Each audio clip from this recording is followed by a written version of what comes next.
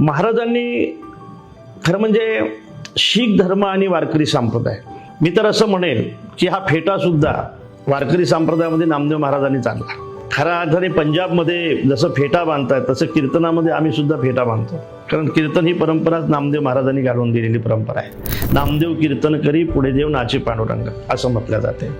आणि वारकरी संप्रदायामध्ये गुरु नानक यांचं फार मोठं नाव आहे. गुरु नानक यांना वारकरी संप्रदाय खूप मानतो. आणि नामदेव महाराजांचं आणि ग्रंथ साहेबांचं नातं, समजा जर ते नातं त्यावेळेला जुळलं नसतं तर नामदेव महाराजांचे अभंग ग्रंथ साहेबामध्ये आले नसते. ग्रंथ साहेबाने जर नामदेव महाराजांचे अभंग स्वीकारले असतील तर ते त्यावेळेचं नातं किती घट्ट असेल. म्हणजे त्यावेळेचं नामदेव महाराजांचं नातं आणि शीख धर्माचं नातं म्हणजे वारकरी संप्रदायाचं नातं आणि शीख धर्माचं नातं आहे, नाही का. अर्थात ग्रंथ साहेबामध्ये जर हे सगळे महाराजांचे अभंग आहेत तर त्यावेळेला ग्रंथ साहेबांनी हे अभंग स्वीकारले हेच आपल्याला नातं सांगून जातात.